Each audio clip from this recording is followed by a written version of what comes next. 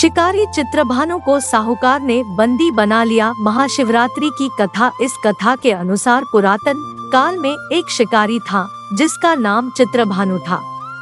यह शिकारी एक साहूकार का कर्जदार था। कर्ज न दे पाने की स्थिति में साहूकार ने उसे एक शिवमठ में बंदी बना दिया। संयोग से जिस दिन से बंदी बनाया उस दिन महाशिवरात्रि थी। साहूकार ने इस दिन अपने घर में पूजा का आयोजन किया। पूजा के बाद कथा का पाठ किया गया। शिकारी भी पूजा और कथा में बताई गई बातों को ध्यान से सुनता रहा। शिकारी ने साहूकार से ऋण चुकाने का वाद किया। पूजा कार्यक्रम समाप्त होने के बाद साहूकार ने शिकारी को अपने पास बुलाया और उससे अगले दिन ऋण चुकाने की बात कही। इस पर शिकारी ने वचन दिया। साहूकार ने उसे मुक्त कर दिया। शिकारी जंगल में शिकार के लिए आ गया। शिकार की खोज में उसे रात हो गई। जंगल में ही उसने रात बिताई। शिकारी एक तालाब के किनारे एक बेल के पेड़ पर चढ़कर रात बीतने लगा। बेलपत्र के पेड़ नीचे एक शिवलिंग था जो बेलपत्रों से ढक चुका था। इस बात का शिकारी को कुछ भी पता नहीं था। आराम करने के लिए उसने बेलपत्र की कुछ शाखाएं तोड़ी। इस प्रक्रिया में कुछ बेलपत्र की पत्तियां शिवलिंग पर गिर पड़ी। शिकारी भूखा प्यास उसी स्थान पर बैठा रहा। इस प्रकार से शिकारी का व्रत हो गया। तभी गर्भिणी हिरनी तालाब पर पानी पीने के लिए आई। हिरनी को शिकारी ने जाने दिया। शिकारी ने धनुष पर तीर चढ़ाकर हिरनी को मारने की जैसी ही कोशिश की, वैसे ही हिरनी बोली, मैं गर्भ से हूँ, शीघ्र ही बच्चे को जन्म दूंगी। तुम एक साथ दो जीवों की हत्या करोगे, यह उचित नहीं होगा। मैं अपने बच्चे को जन्म देकर शीघ्र ही तुम्हारे पास आ जाऊंगी, तब तुम मेरे शिकार कर लेना। शिकारी ने तीर वापस ले लिया। हिरनी भी वहां से चली गई। धनुष रखने में कुछ बिल्व पत्र पुनः टूटकर शिवलिंग पर गिर गए। इस प्रकार उससे अनजाने में ही प्रथम प्रहर का पूजा पूर्ण हो गई। कुछ देर बाद एक और हिरनी उधर से निकली। पास आने पर शिकारी ने तुरंत ही धनुष पर तीर चढ़ाकर निशाना लगा दिया। लेकिन तभी हिरनी ने शिकारी से निवेदन किया कि मैं थोड़ी देर पहले ऋतु से निवृत्त हुई हूँ, कामातुर विरहिणी हूँ, अपने प्रिय को खोज रही हूँ। मैं अपने पति से मिलकर तुम्हारे पास आ जाऊंगी। शिकारी ने इस हिरनी को भी जाने दिया। शिकारी विचार करने लगा। इसी दौरान रात्रि का आखिरी प्रहर भी बीत गया।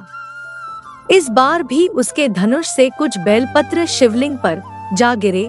इस प्रकार उसके द्वारा दूसरे प्रहर की पूजन प्रक्रिया भी पूर्ण हो गई।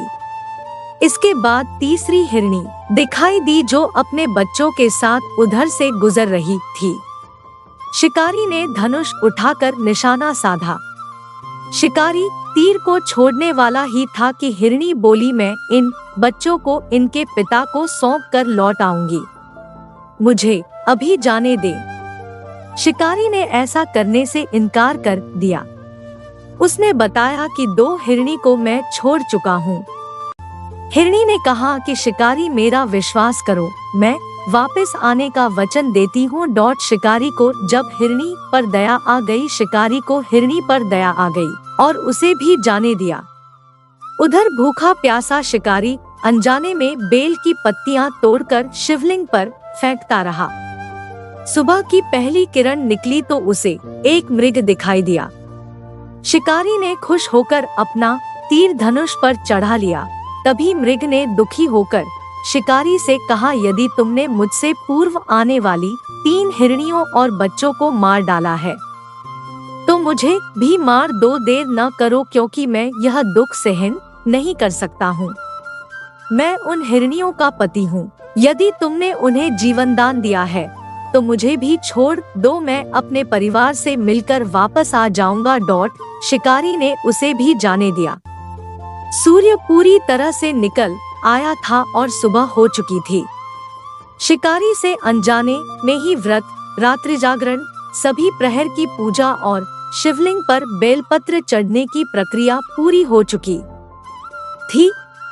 भगवान शिव की कृपा से उसे इसका फल तुरंत प्राप्त हुआ। भगवान शिव की कृपा से शिकारी का हृदय बदल गया, शिकारी का मन निर्मल हो गया। कुछ देर बाद ही शिकारी के सामने संपूर्ण मृग परिवार मौजूद था ताकि शिकारी उनका शिकार कर सके। लेकिन शिकारी ने ऐसा नहीं किया और सभी को जाने दिया। महाशिवरात्रि के दिन शिकारी द्वारा पूजन की विधि पूर्ण करने के कारण उसे मोक्ष प्राप्त हुआ। शिकारी की मृत्यु होने पर यमदूत उसे लेने आए तो शिवगणों ने उन्हें वापस भेज दिया। शिवगण शिकारी को लेकर शिवलोक आ गए। भगवान शिव की कृपा से ही अपने इस जन्म में राजा चित्रभानु स्वयं के पिछले जन्म को याद रख पाए और महाशिवरात्रि के महत्व को जानकर उसका अगले जन्म में भी पालन कर पाए।